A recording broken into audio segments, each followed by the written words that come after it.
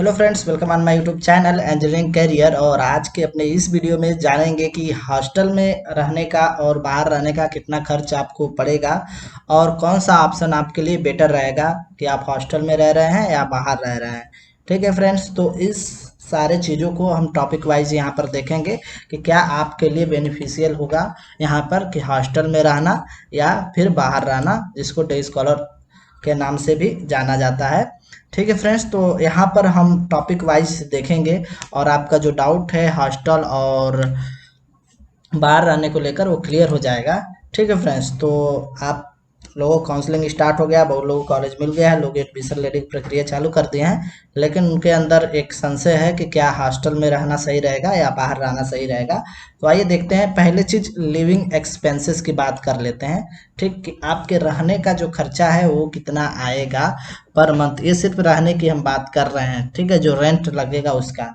तो जो आप हॉस्टल में रहेंगे तो हॉस्टल में आपका फर्स्ट ईयर में 2300 रुपये जमा होता है रहने के लिए, और ये साल भर के लिए आपका 2300 रुपये रहता है, सिर्फ एक ही बार जमा करना होता है।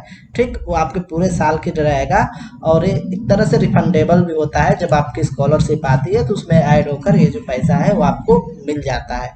ठीक, लेकिन जब आप बाहर रहते हैं तो बाहर रहने की बात करेंगे तो मिनिमम आपका 1000 से लेकर 2500 2500 रुपये पर मंथ आपके लगेंगे। ये मैं इंडिविजुअल बता रहा हूँ। ठीक है, अगर आप बात करें लखनऊ या ऐसे बड़े शहरों की तो वहाँ मिनिमम आपको 2500 रुपये के नीचे कहीं भी रूम नहीं मिलेगा। ठीक, उसमें चाहे आप अकेले रहो चाहे दो लोग साथ में रहो। ठीक, अगर आप ऐसा रूम ढूंढ पाते हैं जो बड़ा भी हो, एक साथ 4 लोग रह सकते हैं, तो फिर भी आपको 4000 4500 से कम में नहीं मिलेगा। तो इस हिसाब से मैं बता रहा हूँ कि आपका जो खर्च पड़ेगा 1000 से 2500 रुपये पड़ेगा। या तो आप सिंगल रहते हैं या फिर किसी के साथ में रहते हैं, और ये आपका महीने का खर्चा है। ठीक, यहाँ हॉस्टल में आपको रेंट से छुटकारा है, एक बार 2300 रुपया लगना है, वो वापस मिल जाना है। लेकिन अगर आप बाहर रहते हैं तो ये आपका ही खर्चा है और आपको ये पर मंथ देना पड़ेगा। ठीक है, दूसरा चीज़ है नंबर ऑफ स्टूडेंट्स, कितने लोग रहते हैं इसमें अगर आपको मिलेगा। तो ज़्यादातर जितने भी हॉस्टल्स हैं वहाँ पर 3 से 4 लोग एक साथ में रहते हैं, एक कमरे में रहते हैं। और वही बाहर रहने गए तो बाहर आपके लिए आज़ादी है, आप सिंगल रह सकते हो या लोगों के साथ में रह सकते हो। सिंगल रहेंगे तो आपका अधिक खर्चा पड़ेगा। जैसे बताया कि अगर दो लोग साथ में रह रहे हैं तो 2500 से 3000 पर मंथ खर्चा है, दोनों लोग का मिला के है। ठीक है, रहने का जो रेंट का आपका पड़ेगा अगर दो लोग आप साथ में रहते हो। तो ये आपके ऊपर है कि आप अकेले रहना चाह रहे हो या सीट में रहना चाह रहे हैं। ठीक है, अगर आप 2500 का रूम लेकर दो लोग रहना चाह रहे हैं तो एक का यहाँ पर 1250 रुपया करीब पर मंथ का यहाँ पर एक्सपेंसेस आएगा, या 3000 का रूम है तो 1500 का एक्सपेंसेस आपके रहने का आएगा। ठीक है, हॉस्टल अवेलेबिलिटी की बात करते हैं तो यहाँ देखिए कॉलेज में हॉस्टल क्या सभी को लिए अवेलेबल है या नहीं है। तो बहुत सारे ऐसे गवर्नमेंट कॉलेज है पॉलिटेक्निक के जहाँ पर हॉस्टल अवेलेबल नहीं है, और कहीं कहीं अवेलेबल है तो सिर्फ फर्स्ट ईयर के बच्चों को ही वहाँ पर हॉस्टल दिया जाता है, ताकि रैगिंग ना हो सके। रैगिंग को रोकने के लिए ये सब चीज़ें की गई है कि सिर्फ फर्स्ट ईयर वालों को ही हॉस्टल अवेलेबल हो सकता है या 3 साल वालों को अवेलेबल हो सकता है, ये वहाँ के अवेलेबल के ऊपर है। और बाहर रहना है तो आप कभी भी रह सकते हो, कहीं भी रह सकते हो, इसका कोई इशू नहीं है। ठीक, आपको हॉस्टल मिले या ना मिले। ठीक, ये आपका है। फैसिलिटीज़ की बात कर ले रहे हैं तो क्या क्या फैसिलिटी आपको मिलेगी, एक हॉस्टल में क्या फैसिलिटी मिलेगी, एक बाहर रहेंगे तो आपको क्या फैसिलिटी मिलेगी। तो हॉस्टल में देखिए आपको bed, light, fan, study table, chair और 24 घंटे वाटर सप्लाई जो है आपको यहाँ पर मिल सकती है। ठीक है, मिल सकती, मैं ये कह रहा हूँ कुछ जगह आपको बेड हो मे बी बेड की अवेलेबिलिटी ना हो। ठीक है, स्टडी टेबल वहाँ हॉस्टल में ना मिले, क्योंकि यूपी के हॉस्टल की ज़्यादातर हालत ख़राब है। जहाँ पर बेसिक जो चीज़ें हैं, बेड है, लाइट है, फैन, स्टडी टेबल नहीं होती, वहाँ भी आपको व्यवस्था करना पड़ सकता है। मे बी आपको रूम ही सिर्फ वहाँ हॉस्टल में भी मिले, लेकिन मैक्सिमम हॉस्टल में आपको ये चीज़ें बेड, लाइट, पंखा तो आपको ज़रूर मिलेगा और स्टडी टेबल। ठीक, बाकी दूसरी चीज़ पानी की सप्लाई 24 आवर आपको हॉस्टल में रहेगी। लेकिन अगर आप बाहर रहते हैं तो बाहर में जो भी मैं रूम बता रहा हूँ, बाहर में कुछ रूमों में आपको बेड या तो पंखा मिल जाएगा, लेकिन ज़्यादातर सिर्फ आपको रूम ही देते हैं। 2000 से लेकर 2500 रुपये में आपको सिर्फ रूम ही मिलता है। वहाँ पर आपको बेड, लाइट, पंखा, स्टडी टेबल और चेयर, इसकी व्यवस्था खुद ही करनी पड़ेगी, खरीदनी पड़ेगी। उसके अलावा वाटर सप्लाई का भी टाइम फिक्स रहेगा, कितने समय तक पानी आएगा, कितने समय तक नहीं आएगा, अगर बड़े शहरों में रहते हैं तो। ठीक, इसलिए आपका जो शुरुआती कॉस्ट है 5 से 6 हज़ार रुपया। आपको सिर्फ बाहर तैयारी करने के लिए ही लग जाएगा। बेड बेड का खर्चा, पंखे का खर्चा और इन सब का खर्चा आपको स्टार्टिंग में ही बाहर में लग जाएगा। ठीक है, अगर आप स्टडी टेबल खरीदते हैं तो इस तरह से स्टार्टिंग का जो खर्च है आपका ज़्यादा पड़ जाएगा अगर आप बाहर रहने का सोचते हैं तो। इसके अलावा फूड चार्ज की बात कर रहे हैं, खाने का चार्ज क्या होगा, तो हॉस्टल्स में ज़्यादातर खाने का चार्ज 1500 से 3000 रुपये है। ये आपका क्वालिटी के ऊपर डिपेंड करता है और टाइमिंग के ऊपर डिपेंड करता है कि 2 टाइम खाना मिलता है या नाश्ता भी साथ में मिलता है, उस हिसाब से आपका गवर्नमेंट हॉस्टल्स में कॉस्ट है। उसके अलावा आप बाहर रहते हैं तो बाहर आपका कास्ट समझ लीजिए 1000 से 2000 रुपीज़ अगर 2 लोग साथ में रह रहे हैं तो पड़ेगा, क्योंकि आपको गैस यूज करेंगे बनाने के लिए तो जो गैस का कॉस्ट लगेगा वो, उसके अलावा जो सब्जी खरीदेंगे उसका कॉस्ट और अदर चीज़ जैसे आटा हो गया, चावल हो गया, दाल हो गया, सब खरीदेंगे तो आपका 1000 से 2000 पर मंथ ये लगेगा, इस पर खर्च है। तो ये मैं अभी रूम रेंट का इसमें नहीं जोड़ रहा हूँ। ठीक है, मैं मैक्सिमम जोड़ा हूँ कितना आपका खर्च लग सकता है अगर आप बाहर में खाना बनाते हैं तो। ठीक, फूड क्वालिटी की बात करें तो ज़्यादातर हॉस्टल की जो फूड क्वालिटी होती है एज पर स्टैंडर्ड नहीं होता है आपके हेल्थ के लिए, तो लो क्वालिटी होती है। अगर अच्छा चार्ज है तो थोड़ा सा क्वालिटी अच्छी होगी, लेकिन बाहर खाने का मतलब ये है कि आप अपने हिसाब से जैसा चाहें वैसे क्वालिटी में खाना आप यहाँ पर बना सकते हैं।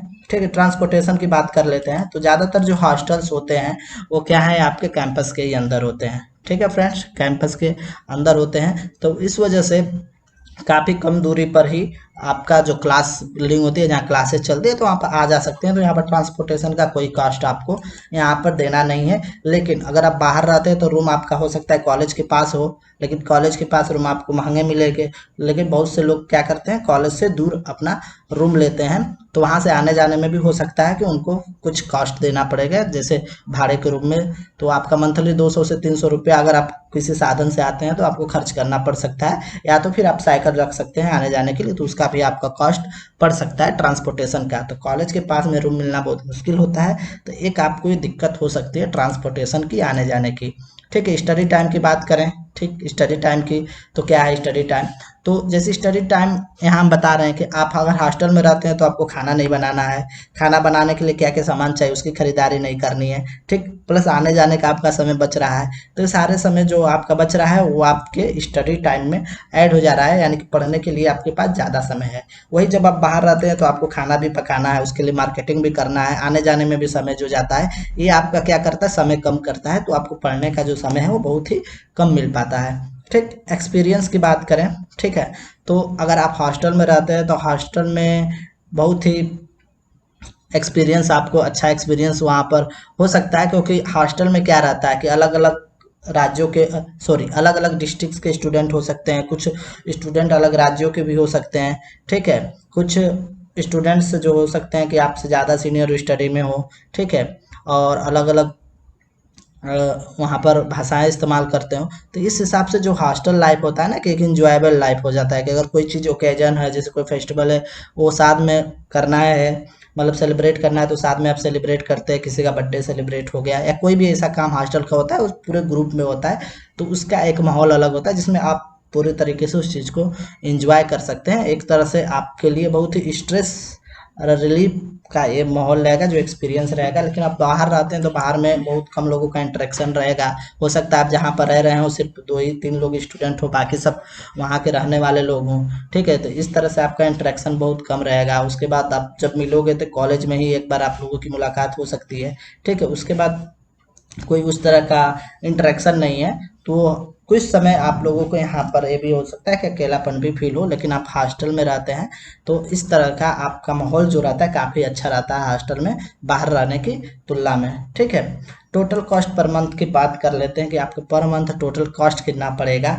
ठीक है, पर मंथ की बात कर रहा हूँ, टोटल कॉस्ट कितना पड़ेगा। अगर आप हॉस्टल में हो तो आपका सिर्फ खर्चा क्या है, रहने का है और खाने का खर्चा है, और जो आप अपने ऊपर एक्सपेंस करते हैं वो खर्चा है। ठीक है, तो अगर मान लीजिए आपका जो भी है 2000 से 3500 रुपये आपका जो खर्चा पड़ेगा एज पर, ये आपका है फूड के ऊपर। ठीक है, कि आप आपका 1500 में खाना मिल रहा है, 2000 में खाना मिल रहा है, 3000 में खाना मिल रहा है। इसमें मैं आपका पॉकेट मनी और प्लस फूड का और जो अदर खर्चे जो जोड़ के बता रहा हूँ कि 2000 से 3500 रुपये आपका पर मंथली खर्च हॉस्टल में पड़ेगा। लेकिन आप बाहर रहते हैं तो बाहर आपके 2000 से 3500 बात वही पड़ेगी, क्योंकि अगर आप रह रहे हैं किसी शेयरिंग में रह रहे हैं रूम में तो आपका जो ठीक है, तो या बाहर आप रहेंगे तो बाहर आपका भी 2000 से 3500 उतना ही खर्च आएगा, क्योंकि अगर आप शेयरिंग में रह रहे हैं, 2 लोग साथ में रह रहे हैं, 3 लोग साथ में रह रहे हैं, तो इस तरह से आपका जो रूम रेंट है कम हो जाएगा। ठीक है, और साथ में जो भी चीज़ आप खरीदेंगे बनाने के लिए या जो भी चीज़ उसका भी आपका जो चार्जेज है वो कम पड़ेगा। ठीक है, तो इस तरह से आपका भी जो बाहर भी रहने का खर्च है सेम उतना ही खर्च पड़ जाएगा, और इसमें आपको ये बेनिफिट मिलेगा, आप अपने हिसाब से बनाएंगे खाएंगे, ये सारी चीज़ें रहेगी। लेकिन ये रहेगा कि इसमें आपको प्रॉब्लम जो होगी स्टार्टिंग में, जो रुकने के लिए जो बेड का बंदोबस्त करना रहेगा या जो भी चीज़ का बंदोबस्त करने रहेगा, इसका खर्चा आपको ज़्यादा लगेगा। ठीक है फ्रेंड्स, तो ये 10 टॉपिक था जिससे मैंने आपको बताया कि हॉस्टल लाइफ और डे स्कॉलर लाइफ, अगर आप बाहर रहते हैं या हॉस्टल में रहते हैं तो क्या ज़्यादा आपके लिए बेनिफिशियल होगा और कितना आपको खर्च आएगा। तो अगर ये वीडियो अच्छी लगी है तो इसको लाइक करिए, शेयर करिए और चैनल को सब्सक्राइब करना ना भूलिए। Thank you.